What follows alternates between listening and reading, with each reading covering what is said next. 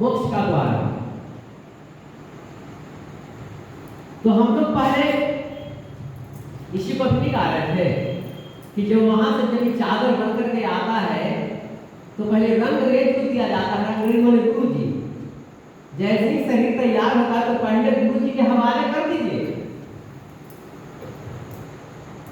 तो आपको रंग करके लाल लाल कर देंगे। और जब तक लाल लाल नहीं हो, लाल ही देख मैं क्या मैं भी हो गया लाल। तो पहले जीवन में 50-100 जितने सारे देवता देवी आते हैं सबको आने दीजिए, लेकिन बाद में सभी को छोड़ दीजिए। केवल एक देवता को जो है मानना चाहिए, चाहे लाभ हो या हानि। इसलिए कि सभी देवताओं के पास अगर आप जाते हैं तो समान रूप से आप श्रद्धा निवेदन नहीं कर सकते, इसलिए एक को पकड़िए। और जब एक देवता को पकड़ करके कुछ दिन अगर पूजा कर रहे हैं, उनकी आराधना कर रहे हैं, तो फिर जो समाधिस्थ जो गुरु है, जो इस शरीर को छोड़ करके, इस धराधाम को छोड़ करके जो चले गए हैं, उनसे प्रार्थना कीजिए, उनकी वंदना कीजिए कि प्रभु मुझे को जीवंत गुरु से मिला दो, मुझे जीवंत गुरु की प्राप्ति हो जाए। अगर आप ऐसा बार बार प्रार्थना करेंगे तो आपके जीवन में कोई जीवंत गुरु, सच्चे गुरु, तत्वदर्शी गुरु, आत्मज्ञानी गुरु आपके जीवन में आ ही जाए। हमारे राधे महाशय, लेकिन जब तक अंदर से इच्छा नहीं होगी, लालसा नहीं होगी, तब तक नहीं होगा। इसीलिए संत वही है जिनके सानिध्य प्राप्त करने के बाद, जिनके शरण में बैठने के बाद संसार से विरक्ति और परमात्मा से अनुरक्ति हो जाए, उनका नाम संत है। तो गुरु के चरणों से आसक्ति हो जाना ही वास्तविक भक्ति है। अगर गुरु के चरणों से अगर आसक्ति नहीं होती है तो फिर भक्ति नहीं आ सकती। तो गुरु के चरणों से आसक्ति हो जाना ही भक्ति का लाभ है। केवल बैठने से, उनके पास बैठने से, निकट में बैठने से भक्ति आती है।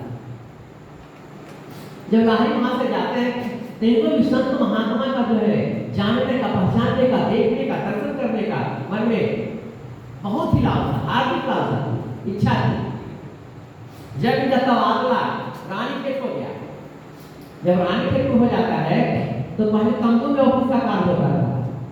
तो ये ऑफिस का कार्य करते थे, देखिए कैसा संत का लगन, संत दर्शन का लगन होता है, इस तरह का लगन हो जाए तो गुरु मिल ही जाए। तो तंबू में कार्य करते थे, ऑफिस का काम करते थे। आज जैसे समाप्त होता था ऑफिस का कार्य, तो जो पहाड़ पर चले जाते थे संत महात्मा को खोजने के लिए, ढूंढने के लिए पहाड़ पर चले जाते थे, जंगल में चले जाते थे। अच्छा नहीं मिलते थे तो लौट कर जो है अपने शिविर में चले आते थे, तंबू में चले आते थे। ऐसे प्रतिदिन का कार्यक्रम होता था और मंगलवार को साथ छुट्टी रहता था। तो एक मंगलवार था तो उन्होंने सोचा कि आज जब तक किसी संत का, महापुरुष का दर्शन नहीं होगा तब तक मैं लौट कर नहीं आऊंगा।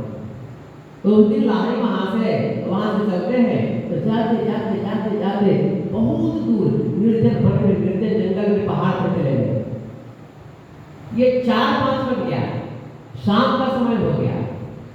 तो इनको लगा कि अब मेरे जीवन में कोई संत का दर्शन नहीं लिखा है। तो सोचते हैं कि जिनसे दिव्य भी रहता है यहाँ, अब लौट जाना है, तंबू भी लौट जाएंगे, अंधेरा हो गया है, लौटना भी चाहिए। तो सोचते कि मेरे भाग्य में संत का दर्शन नहीं लिखा है, इस चक्कर तंबू में लौट जाना चाहिए। जब वहां से लौटने लगते हैं तो आवाज आती है, श्यामा चरण हिमाय आओ, श्यामा चरण हिमाय। इनको लगा कि निर्जन वन में, जंगल में, पहाड़ पर मेरा नाम कौन जानता है, इसका मतलब है कि कोई ना कोई है। तब लाहिरी महाशय वहां से फिर पीछे बैठ होते नहीं आते। अगर मेरा नाम कौन जानेगा इस पहाड़ पर, इसको कोई है। जब लौट कर जाते हैं तो देखते कि एक झोपड़ी बना हुआ है। झोपड़ी के पास जाते हैं तो वहां चुट्टा है, कमंडल है, फिर छाला रखा हुआ है। उसके बाद कहीं कुछ दिखाई नहीं पड़े तो इधर उधर झाँक रहे थे, देख रहे थे। तो देखते कि एक गुफा में एक महापुरुष बैठे हुए हैं और उनके शरीर से, चेहरे से लाइट जो प्रकट हो रहा है, प्रकाश बाहर आ रहा है। तो इशारा किए तो लाहिरी महाशय जो है उनके पास चले जाते हैं। जब उनके पास चले जाते हैं तो लाहिरी महाशय को पूछते हैं कि तुम मुझे पहचानते हो? लाहिरी महाशय ने कहा कि नहीं। कहे ये जो चुट्टा रखा हुआ है ना, चुट्टा को पहचानते हो? बोले कि नहीं। इस कमंडल को पहचानते हो? नहीं। इस मृगशाला को पहचानते हो? नहीं। तो उन्होंने कहा कि ये चुट्टा, कमंडल और मृगशाला तुम्हारा है पूर्व जन्मों का, मैं अभी तक संभाल कर रखा हूं। देखिए गुरु कैसे होते हैं, अभी तक मैंने संभाल कर रखा है और मैं तुम्हारे पूर्व जन्मों का गुरु। तो इनको विश्वास नहीं हुआ तो अपने जो है उनके मस्तक को स्पर्श किए। जब मस्तक को स्पर्श करते हैं तो पूर्व जन्म का ज्ञान हो जाता है। और मेरे पूर्व जन्म के गुरु हैं और चुट्टा, कमंडल और जो मृगशाला था उसको उठा कर हृदय से लगा रहे हैं कि चुट्टा मेरा है, कमंडल मेरा है, मृगशाला मेरा है। अब ऐसा प्रेम हो गया गुरु से, ऐसा लगन लग गया गुरु से। सबको लगन नहीं लगता गुरु से, गुरु से लगन कठिन है भाई। और जिसको लग गया फिर छूटता नहीं है। तो ऐसा लगन लग गया कि जल्दी जल्दी ऑफिस का काम करें और शाम में जो है पहाड़ पर चले जाए और रात्रि में जो है गुरु जी के साथ रहे।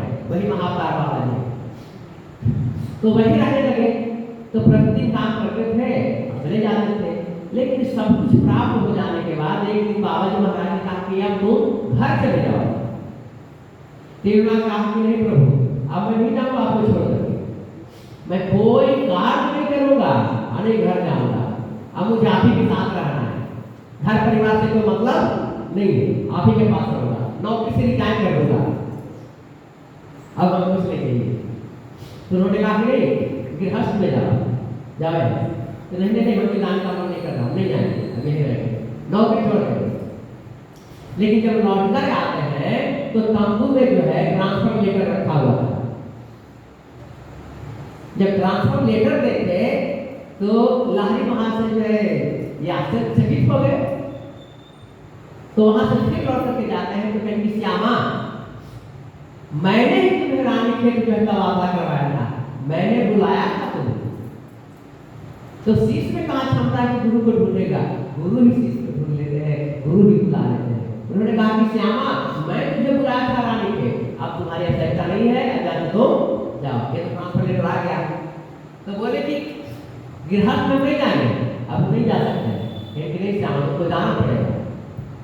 तुम गृहस्थ में रहकर के ऐसे आदर्श की स्थापना करो कि गृहस्थ में रहने के बाद भी परमात्मा को पाया जा सकता है, परमात्मा को पाया जा सकता है। इस चित्र को कहीं हम जाने की आवश्यकता नहीं है, सीधे गृहस्थ में जाओ।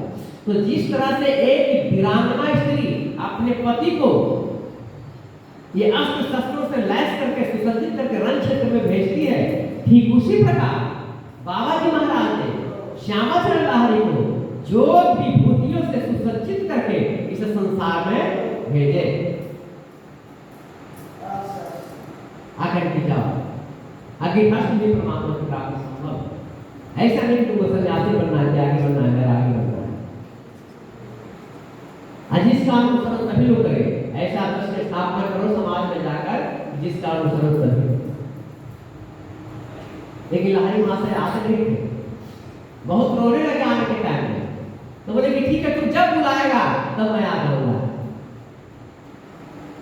यह एग्रीमेंट हो गया गुरु और शिष्य में कि जब तुम बुलाएगा तब मैं आ जाऊंगा। तो वहां से उनका ट्रांसफर हो गया मुरादाबाद, रानी खेत से तबादला हो गया मुरादाबाद।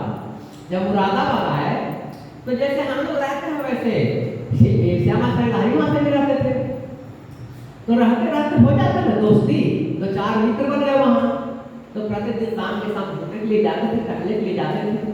तो आपस में जब बातचीत होने लगी तो उन्होंने कहा कि आज जिस तरह के कोई चमत्कारिक संत नहीं कि कुछ चमत्कार दिखा सके। तो लाहिरी महाशय बोले कि देखो ये भारत है, ये धर्म प्रधान देश है, ऋषि महर्षियों का देश है, यहाँ बहुत सारे संत महात्मा है जो चमत्कार करने में सक्षम है। तो नहीं अभी इस तरह के कोई संत महात्मा नहीं है। तो ये लाहिरी महाशय नए नए साधक थे, नए नए विभूति प्राप्त था, इनको रहा नहीं गया। इन्होंने कहा कि मैं दिखा सकता हूँ तुम लोगों को, लेकिन वो जाने मतलब कि संत है, ये लोग जाने की जैसे क्लास फेलो है उस तरह से जो है मित्र है, उन्होंने कहा कि देखो देखो ये दिखाएगा हम लोग का चमत्कार, ये संत है हम लोग का चमत्कार दिखाएगा, यानी मत खाओ, मजाक किया उन्होंने कि नहीं नहीं संत है जो हमें दिखाएगा, कह रहा है कि हम जो है तुमको चमत्कार दिखा देंगे। तो फिर लाहरी महाशय कहे कि हाँ हम दिखा सकते हैं। लेकिन ठीक है दिखाओ, लेकिन ठीक है तुम कल जो है एक कमरे की व्यवस्था करना। कमरे का व्यवस्था किया गया, उसमें आसन जो है लगाया गया, और नहीं तुम लोग बाहर रहो। आइए जो है अंदर से जो है दरवाजा बंद कर लेते हैं, बंद करने के बाद बैठ जाते हैं। एंड का एग्रीमेंट था कि तू जब बुलाएगा मैं आ जाऊंगा। तो जैसे ही आंख बंद करते हैं और बाबा जी महाराज का स्मरण करते हैं तो बाबा जी प्रकट हो जाते हैं। अब बाबा जी अपने आसन विराजमान होते हैं, पूरा कमरा जो है लाइटेड हो गया। तो उन्होंने कहा कि श्यामा तू बहुत बड़ी गलती कर, तुमको मैंने कहा था, मैं तुम्हारे लिए कहा था कि तुम जब बुलाएगा तब मैं आ जाऊंगा, लेकिन उन 500 के लिए मैंने नहीं कहा था, दूसरे लोगों के लिए नहीं कहा था कि तुम जब बुलाएगा तब मैं आ जाऊंगा। आज के बाद तुम्हें बुलाने पर मैं नहीं आऊंगा, जब मैं समझूंगा कि मेरी आवश्यकता है तुम्हें तो मैं खुद आ जाऊंगा, लेकिन बुलाने पर नहीं। तो कहेंगे कि प्रभु अगर आ गए हैं तो कम से कम 5 मेरा मित्र बाहर है, उसको दर्शन देने की कृपा कीजिए। लेकिन दरवाजा खोल दो। जब दरवाजा खोल देते हैं तो 5 लाख दर्शन हो जाता है बाबा जी महाराज का। उसके बाद जो है बाबा जी महाराज चले जाते हैं। प्रेम से बोले सतगुरुदेव भगवान की जय। तो गुरु क्या करते हैं कि नहीं करते हैं, ये सब सोचते रह जाते हैं। एक बार द्वारका में जो है दुर्वासा जी चले गए। जब दुर्वासा जी चले गए तो दुर्वासा जी बड़े क्रोधी ऋषि थे। अब क्रोधी ऋषि होने के कारण सभी लोग अपना अपना दरवाजा बंद करना प्रारंभ कर दिया। जैसे दुर्वासा जी पर नजर पड़ी तो सब अपना अपना दरवाजा बंद कर रहा है। ये बात जब देखी रुक्मिणी महारानी तो उन्होंने कृष्ण से बोली कि महाराज देखिए क्या जो है समझ आ गया है, लगता है कि कलयुग अभी से प्रकट हो गया है, ये कलयुग आ गया। कैसे? तो देखिए गुरु जी को देख करके अगर चेहरा दरवाजा बंद कर ले तो समझो कि कलयुग आ ही गया। ये गुरु जी को देख करके लोग सब दरवाजा बंद कर रहे थे कि हाँ ये तो पहले कलयुग का आगमन हो गया। तो देखिए अच्छा, उसके बाद जब सभी दरवाजा बंद हो गया तब भगवान विष्णु जाते हैं और कहते हैं कि प्रभु चरण स्पर्श करते, प्रणाम करते, साष्टांग दंडवत करते हैं, कहते प्रभु आप मेरे घर चलिए। तो दुर्वासा ऋषि कहते हैं कि सोच लो कृष्ण, मेरा नाम दुर्वासा है, मैं बड़ा क्रोधित स्वभाव का हूं और पता न कब मेरा क्रोध आ जाए, इसलिए सोच लो, समझ लो, विचार कर लो, तब मैं तुम्हारे पास चल सकता हूँ। लेकिन कि प्रभु आप हमारे गुरुदेव थे तो क्या सोचना है, क्या विचार करना है, आप हमारे घर चलिए। ठीक है चलो, जाते हैं। जब वहां भोजन बनता है तो देखिए अच्छा नहीं बनाई तुम्हारी पत्नी, भोजन अच्छा नहीं है, मैं नहीं खाऊंगा, छोड़ दिए, फेंक दो, बेकार। दूसरे दिन बना, फिर बोले कि अच्छा नहीं है। इस तरह से तस्मै जिसको खीर कहते हैं ना, ये प्रतिदिन रुक्मिणी महारानी बना रही थी, लेकिन एक दिन भी उन्होंने अच्छा नहीं कहा। 99